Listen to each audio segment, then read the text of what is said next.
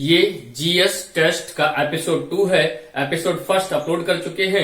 जिसने न देखा हो डिस्क्रिप्शन बॉक्स में लिंक दिया, वहां देखिए जाकर। उसमें साथियों आपने हमें बताया था कि आपके 11 में से कितने प्रश्न सही थे। इसमें भी आपसे 11 प्रश्न पूछूंगा और आप बताइएगा कितने प्रश्नों का आपको जवाब सही पता है और अपनी तैयारी को जज करिएगा। वीडियो के अंत में लास्ट में हम लोग को कुछ ऐसी बातें करेंगे जो एग्जाम के पॉइंट ऑफ व्यू से इंपॉर्टेंट होंगी, उसको भी हम लोग समझेंगे। तो चलिए आज शुरू करते हैं हम लोग अपने 11 प्रश्न। देखिए जरा, दिल्ली के लाल किले में मोती मस्जिद का निर्माण किसने कराया था? तो जवाब होगा औरंगजेब ने। किसने कराया था? औरंगजेब ने। अगला प्रश्न आपसे करा गया है कि किस पंचवर्षीय योजना के दौरान नाबार्ड की स्थापना हुई थी? किस पंचवर्षीय योजना के दौरान नाबार्ड की स्थापना हुई थी? तो जवाब होगा छठी पंचवर्षीय योजना के दौरान नाबार्ड की स्थापना हुई थी। अगला पूछा गया वर्तमान में पंजाब के मुख्यमंत्री कौन है? वर्तमान में पंजाब के मुख्यमंत्री कौन है? तो जवाब होगा कैप्टन अमरिंदर सिंह। क्या है नाम? Captain Amarinder Singh. Captain Amarinder Singh. Captain Amarinder Singh इसका सही जवाब होगा। अगला प्रश्न विद्युत धारा की एसआई इकाई क्या है? विद्युत धारा की एसआई इकाई क्या है? तो जवाब होगा एम्पेयर। जवाब होगा। आपके जितने सही जवाब आपको आते हो इनमें से कमेंट करके हमें बताइएगा कि सर हमें इनके इतने जवाब आते थे। एम्पेयर विद्युत धारा की एसआई इकाई क्या है? एम्पेयर। अगला क्वेश्चन ये है कि दिल्ली के सुल्तान ने अपनी राजधानी को दिल्ली से दौलताबाद स्थानांतरित किया था। यानी उस सुल्तान का आपसे नाम पूछा है जिसने अपनी राजधानी दिल्ली से कहां ट्रांसफर कर दी थी? दौलताबाद। जवाब होगा मोहम्मद बिन तुगलक। जवाब क्या होगा? मोहम्मद बिन तुगलक। क्या जवाब होगा? मोहम्मद बिन तुगलक। मोहम्मद बिन तुगलक ने क्या करा था? अपनी राजधानी दिल्ली से दौलताबाद ट्रांसफर कर दी थी, स्थानांतरित कर दी थी। अगला क्वेश्चन है आपका म्यांमार भारत के साथ लगभग कितने किलोमीटर की सीमा साझा करता है? म्यांमार भारत के साथ लगभग कितने किलोमीटर की सीमा साझा करता है? तो जवाब होगा 1643 अर्थात 1643 किलोमीटर। कितना होगा? 1643 किलोमीटर। कितनी? 1643 किलोमीटर की सीमा साझा करता है। अगला प्रश्न साथियों आपका है कि 13 सितंबर 2020 को अजीत दास का निधन हो गया।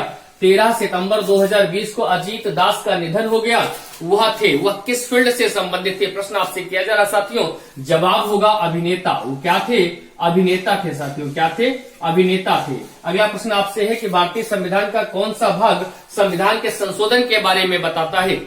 भारतीय संविधान का कौन सा भाग संविधान के संशोधन के बारे में बताता है? तो अनुच्छेद 368 के खंड पहला में 1 में बताया गया है। फिलहाल यहां से आपसे भाग पूछा गया तो इसका जवाब होगा भाग 20। क्या जवाब होगा? भाग 20। प्रश्न क्या था? भारतीय संविधान का कौन सा भाग संविधान के संशोधन के बारे में बताता है? जवाब हो जाएगा भाग 20। अगला प्रश्न आपका है सिजगी क्या है?